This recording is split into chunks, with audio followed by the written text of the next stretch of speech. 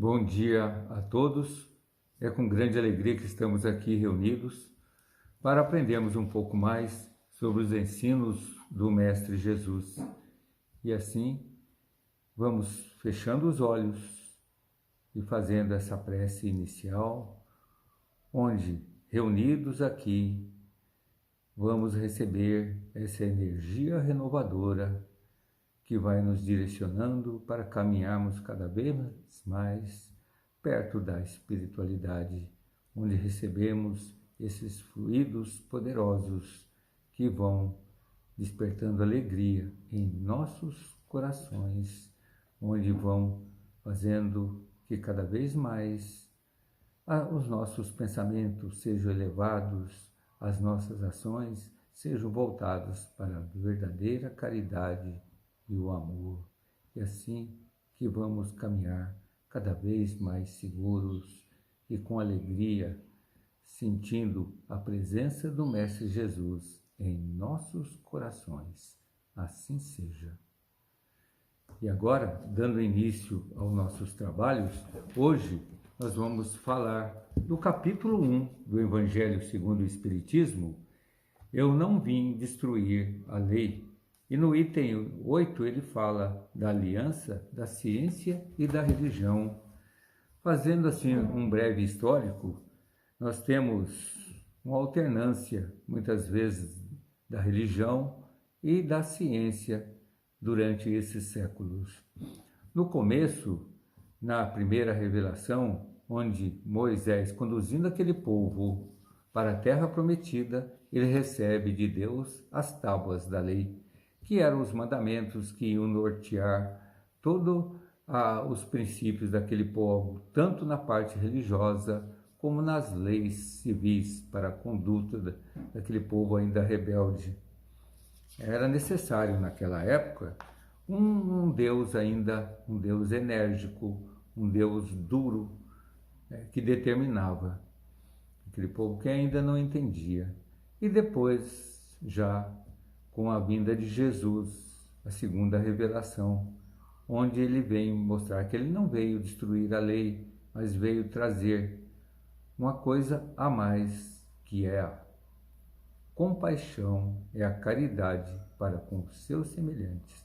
É essa lei do amor, que causa uma verdadeira revolução naquela época, naquele povo que ainda pensava em vingança, onde ele fala e perdoar os seus inimigos. É uma verdadeira transformação que ele trouxe, que muitos não entenderam naquela época. E aí, com o passar do tempo, a igreja, o poder político, foi transformando, foi desvirtuando esses ensinamentos de Jesus. E a igreja, na Idade Média, se torna um verdadeiro Estado, onde tinha o poder, tanto religioso como o poder temporal, o poder sobre as leis, sobre a terra, sobre os homens. E a igreja, se tornando tão poderosa, ela não permitia qualquer tipo de mudança nos seus pensamentos, nos seus dogmas. Todas as descobertas realizadas por cientistas ou revelações de filósofos na época era condenado. As pessoas eram condenadas e muitas vezes ou eram excomungadas ou queimadas à fogueira, muitas vezes obrigada a também a desmentir as suas afirmações, como aconteceu com Galileu, que provou que a Terra era redonda e teve que desmentir depois. Então a igreja dominava todo o pensamento da época, não permitia nenhum tipo de oposição. Nós temos já no século XVIII, século XIX, com a vinda do iluminismo, chegada do iluminismo, principalmente na França, onde há uma mudança geral em todas as áreas, tanto da educação, da ciência, da arquitetura. Essa mudança, o pensamento positivista, o pensamento através da razão, onde se fazia a negação de Deus. Tudo tinha que ser comprovado pelos fatos, pela ciência. E nessa efervescência de pensamentos aparece a terceira revelação pelo Espírito da Verdade, onde Kardec, com a sua codificação, ele nos mostra uma nova doutrina, a doutrina espírita. Ele vem trazer esclarecimentos sobre o mundo espiritual, essa relação dos espíritos com o mundo corpóreo. E vem trazer uma religião baseada na fé com a razão, com a análise dos fatos. Fazendo uma análise dessa situação, a ciência e a religião não puderam até hoje entender-se, porque cada uma encarando as coisas do seu ponto de vista exclusivo, ambas acabaram se repelindo. É lógico que a religião não pode deixar de lado os fatos naturais comprovados pela ciência, e essa, por sua vez, também não vai conseguir atingir o seu objetivo desprezando a realidade espiritual. É necessário um ponto de equilíbrio entre ambas, um traço que se aproximasse. E esse elo está nas leis que regem o universo espiritual e suas relações com o mundo corporal, que são as leis imutáveis, as mesmas leis que regem os movimentos dos planetas e a existência dos seres. Quando os fatos são comprovados pela ciência, essa fé se torna cada vez mais forte, traz uma nova luz para essa fé, porque a razão nada vai encontrar de ilógico nessa fé. Então nós vamos assim vencendo o materialismo. Mas como em tudo e em todas as épocas, nós temos as pessoas que mantêm as suas posições, as suas atitudes, não mudam os seus métodos, seu modo de pensar. E não tem como, porque vão ser o quê? Arrastadas por esse movimento do progresso, da lei do progresso, que é imutável. É uma verdadeira revolução que acontece nesse momento, onde os espíritos trabalham nessa programação já há séculos e séculos. E hoje ela está em plena realização, marcando uma nova etapa para a humanidade. Nós percebemos isso hoje, está trazendo essas modificações profundas, significativas nas nossas relações sociais. E ninguém tem forças para se opor a elas, porque são os desígnios de Deus. Elas se derivam da lei do progresso, da lei de Deus. Ainda hoje, há diferenças fundamentais entre a ciência e a religião, onde existe um clima de tensão no diálogo entre as ambas, onde nós temos um histórico de atritos e desavenças. Mas nós percebemos que já estão ocorrendo mudanças, onde líderes religiosos e teólogos já começam a reconhecer como legítimos os conhecimentos científicos que até então eram rejeitados pela religião, a teoria da evolução, o aparecimento da Terra há 4,5 bilhões de anos, a teoria de Darwin, havendo uma busca para maior entendimento, tanto da religião, que começa já a aceitar as mudanças que estão ocorrendo, e também a ciência, que está deixando de ser negacionista e compreendendo melhor o lado espiritual. Hoje a ciência e a religião têm um inimigo comum, poderoso, que vai mais além dessas meras discussões sobre quando apareceu o nosso planeta. O inimigo hoje é a destruição da natureza. Não importa quem são os responsáveis por essa crise ambiental, mas sim a compreensão dos perigos e dos seus mecanismos. E temos que ter o envolvimento de todos para preservar o bem-estar dos seres e do nosso planeta. Isso nós temos que estar envolvendo o envolvimento central da religião e da ciência.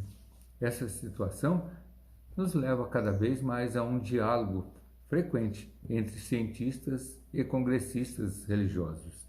Talvez assim houvesse menos conflitos, que são causados precisamente pela falta do diálogo. Religiosos e cientistas têm que demonstrar empenho nesse entendimento, entendendo que é necessário agir em comum acordo para a preservação daquilo que consideramos a obra de Deus. Hoje já estão acontecendo os movimentos de várias religiões, onde se reuniram já num fórum global os líderes de várias religiões como parlamentares. E os cientistas também estão fazendo o seu papel. Há uma tendência hoje para o diálogo, mas ainda precisamos muito mais se queremos mudar.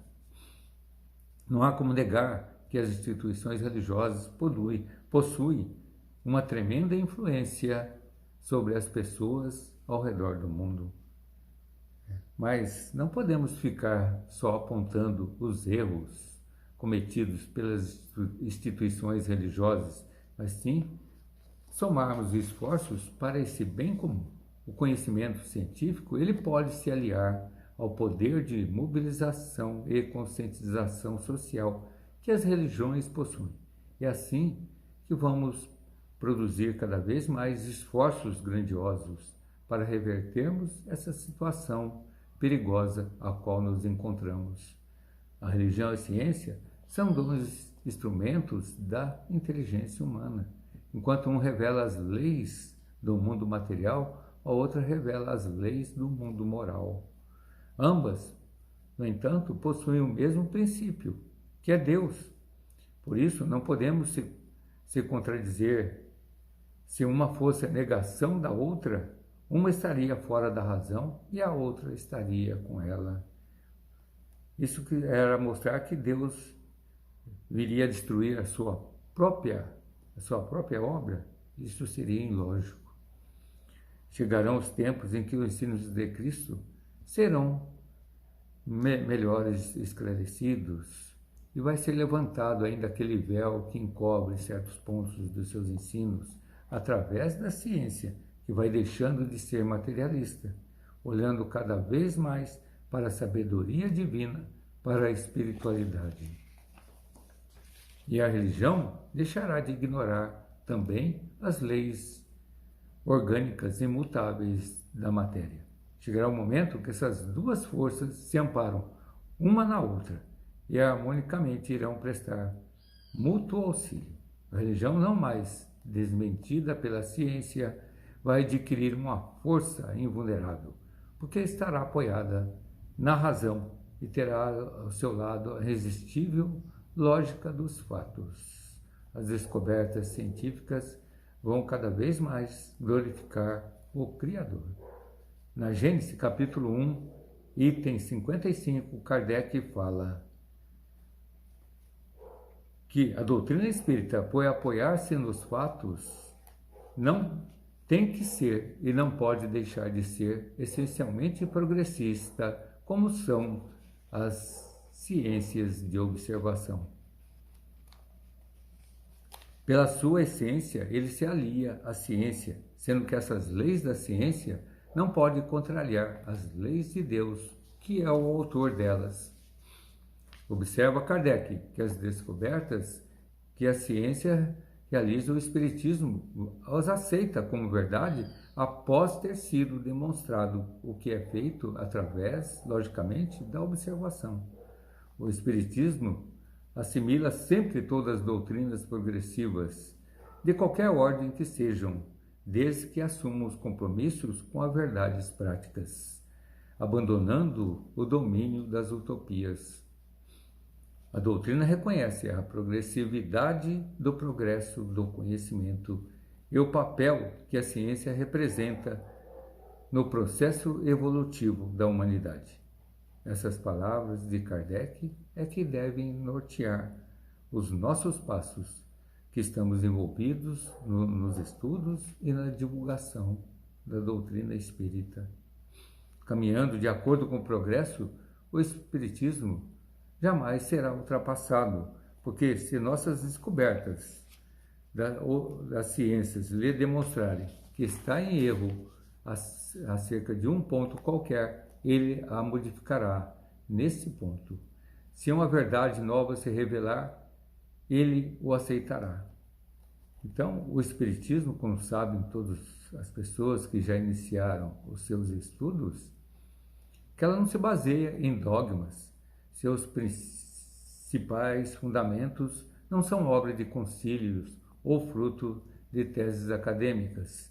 resultando sim de fatos que escrevem nas próprias leis de Deus: a existência da alma, a imortalidade, o progresso constante, a pluralidade das existências, a multiplicidade dos mundos habitados, a lei da causa e efeito e essa relação entre encarnados e desencarnados. É por todos esses motivos que o Espiritismo talvez seja, no mundo em que vivemos, a única religião que não teme as investigações científicas, não se furta a discussão dos seus princípios em congressos ou concílios promovidos por instituições ou indivíduos sérios. É um estudo publicado na revista Planeta, na edição 136, que é todo ele dedicado à vida de Chico Xavier e à sua obra. O confrade Hernani Guimarães mostra as inúmeras informações científicas transmitidas pelos espíritos por intermédio de Chico Xavier e considerados na época mirabolantes, ridículos e ingênuas. E hoje têm sido cogitadas e mesmo confirmadas pela ciência moderna. Hernani lembra que a partir da formulação da teoria quântica por Max Planck e a teoria da relatividade de Albert Einstein, a física sofreu transformações profundas, cujo resultado inicial foi a mudança central do seu pensamento mecanicista positivista e a introdução de novas concepções que, em muitos aspectos, tomam a fronteira da metafísica. Em seu artigo, ele mostra as diversas relações dos ensinos colhidos na obra de André Luiz, mostrada por diversos pesquisadores científicos, revelando que a obra de Chico Xavier supera em muito, antecipando muitas vezes a ciência. No livro Evolução dos Mundos, no subtítulo Primórdios da Vida, André Luiz diz ao pé da página que na esfera espiritual o elétron é também partícula atômica dissociável. Como o livro é de 1958, é difícil imaginar que o médium tivesse o conhecimento do que o cientista Gell-Mann estava fazendo, já trabalhando na teoria das partículas, onde ele ganha o prêmio Nobel há 11 anos depois, em 1969, por seus trabalhos falando das partículas subatômicas. No capítulo 9 da Vida Continua, obra psicografada em 1968, o instrutor Cláudio diz à irmã Evelina: o que ainda os cientistas aqui na Terra não conheciam, que a chamada matéria densa não é senão a energia radiante condensada. A matéria é luz coagulada, substância divina, que nos sugere a onipresença de Deus. Essa antecipação é importante, porque somente os físicos bem avançados hoje estão chegando a semelhantes conclusões. Na época, a expressão luz coagulada, no livro psicografado de Chico Xavier, poucos físicos levaram isso a sério e utilizaram-se da própria física para criticar. Mas hoje, o cientista Bob Tabor, no seu livro Space Time, ele diz que a matéria não é senão luz e energia capturada gravitacionalmente. Então, nós estamos percebendo hoje os sinais de aproximação entre a ciência e a religião. Basta ver as publicações nas revistas científicas. Nós temos aí pesquisas de pacientes, uma quantidade de pacientes que foram analisados pelos cientistas e mostrou claramente que aqueles pacientes que tinham uma religião, que tinham fé no futuro, a recuperação deles foi muito mais rápida que os outros e também a mortandade foi menor. Então, hoje, nós percebemos que os cientistas estão caminhando mais para esse lado espiritual, estão deixando de ser materialistas, estão mostrando, fortalecendo cada vez mais a religião, quando ela se baseia nessa fé com a razão, porque as descobertas mostram claramente que nós temos um poder supremo, que é o nosso Pai, que é Ele que coordena todos esses movimentos do universo, essa harmonia dos planetas, dos sóis que giram em torno de si mesmo e em redor das suas estrelas e não se colidem. Então, essa harmonia, essa grandiosidade dessa obra só pode vir de um poder supremo, que é Deus. Assim vamos encerrando a lição, sentindo grande amor em nossos corações. Assim seja.